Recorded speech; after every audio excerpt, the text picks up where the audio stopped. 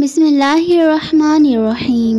আসসালামু আলাইকুম ওয়া রাহমাতুল্লাহি ওয়া বারাকাতুহু। আশা করি আল্লাহ তাআলার অশেষ রহমতে আপনারা সবাই ভালো আছেন। আমিও ভালো আছি আলহামদুলিল্লাহ। বাদশাহ হারুনুর রশিদের শাসনকাল। সেই সময় ইবনে খফির নামক এক প্রসিদ্ধ কাপড় ব্যবসায়ী বাগদাদে বসবাস করতেন। তিনি ছিলেন খুবই দিনদার, পরহেজগার ও আল্লাহওয়ালা। একদা তিনি আহমদ বিন হাবিব নামক এক লোককে বিক্রির উদ্দেশ্যে কিছু কাপড় দিয়ে বাজারে পাঠালেন। সাথে সাথে একটি কাপড়ের ত্রুটির কথাও বারবার তাকে বুঝিয়ে বললেন যে তুমি কিন্তু এই কাপড়ের ত্রুটির কথা অবশ্যই ক্রেতাদেরকে জানিয়ে দিবে।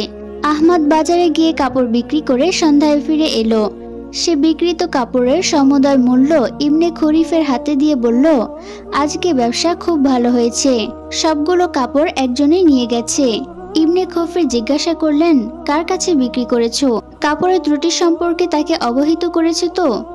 আহমদ জবাবে বলল, ক্রেতা একজন অপরিচিত লোক, মনে হয় এই শহরে নতুন এসেছে, সম্ভবত প্যারিসের লোক হবে। তবে কাপড়ের ত্রুটির কথা আমি একেবারেই ভুলে গিয়েছিলাম। এই কথা শুনে ইবনে খফিরের মাথায় যেন আকাশ ভেঙে পড়ল। দুঃখ আর ব্যথায় তার হৃদয় মন ভারাক্রান্ত হয়ে উঠল। মনে হলো তিনি যেন কোন মহাবিপদের সম্মুখীন হয়েছেন। এভাবে বেশ কিছুক্ষণ অনুতাপ আর আফসোস করার পর তিনি আহমদকে শাসিয়ে বললেন, তোমাকে তো সবকিছু বুঝিয়ে দিয়েছিলাম, তারপরও এমন ভুল কেন করলে? আর দেরি করার সুযোগ নেই, এক্ষুনি চলো ক্রেতার খোঁজে, আমিও তোমার সাথে আসছি। অনেক খোঁজাখুঁজির পর জানা গেল লোকটি একটি হজ কাফেলার সাথে মক্কার পথে রওনা দিয়েছেন। ইবনে খরিফ মনে মনে বললেন, লোকটি যত দূরেই চলে যাক না কেন, তাকে খুঁজে পেতে যতই কষ্ট হোক না কেন, তবুও তাকে পেতেই হবে এবং কাপড়ের ওই ত্রুটির কথা তাকে জানাতে হবে।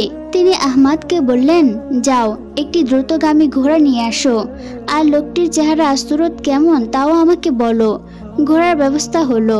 লোকটির চেহারা সুরতও জানা গেল। অতঃপর তিনি ঘোড়ায় সাওয়ার হয়ে বহু দূরে গিয়ে ওই কাফেলাকে পেয়ে গেলেন এবং অল্প সময়ের মধ্যে ক্রেতাকেও খুঁজে বের করলেন। তাকে খুঁজে পেয়ে তিনি যেন আকাশের চাঁদ হাতে পেয়েছেন এমন অবস্থা। সফরের সকল কষ্ট মুহূর্তের মধ্যেই ভুলে গেলেন। তিনি লোকটিকে জিজ্ঞাসা করলেন, ভাই, আপনি কি গতকাল অমুক শহর থেকে কাপড় ক্রয় করেছেন? লোকটি বলল, হ্যাঁ, ক্রয় করেছি। তবে একথা আমাকে জিজ্ঞাসা করছেন কেন? তিনি বললেন, প্রয়োজন আছে। আচ্ছা, কাপড়গুলো কি আপনার নিকটে আছে? লোকটি বলল, হ্যাঁ আছে, কিন্তু ব্যাপার কি, খুলে বলুন। তখন তিনি বললেন, ব্যাপার হলো সেই কাপড়ে কিছু খুঁত আছে যা আপনাকে অবহিত করা হয়নি। আমি আপনাকে তা জানানোর জন্যই এখানে এসেছি, তাই আপনাকে আর বলা হয়নি। ইবনে খফিরের কথাগুলো শুনে লোকটি সীমাহীন আশ্চর্যান্বিত হলো। বিস্ময়ে আবির্ভূত হয়ে কয়েকবার কাপড় ও ইবনে খফিরের দিকে চাওয়াচাওয়ি করলো। তারপর বলল, এই কাপড়ের মূল্য বাবদ আমি যে টাকাগুলো দিয়েছি তা কি আপনার নিকট আছে? তিনি বললেন, হ্যাঁ আছে, এই নিন আপনার টাকা, ফেরত নিয়ে নিন। লোকটি টাকাগুলো হাতে নিয়ে অপ্রয়োজনীয় বস্তুর মতো ঢিল ছুঁড়ে ফেলে দিল। অতঃপর পকেট থেকে সেই পরিমাণ টাকা বের করে পুনরায় ইবনে খফিরের হাতে উঠিয়ে দিল। ইবনে খফির কিছুই বুঝতে পারলেন না, লোকটির দিকে তাকিয়ে রইলেন। লোকটি বলল, আপনার কাপড়ের মূল্য এইমাত্র পরিশোধ করলাম।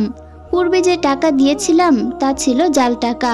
আমি অবশ্য মুসলমান নই, কিন্তু আপনার সততা দেখে আমার বিবেকও জেগে উঠল।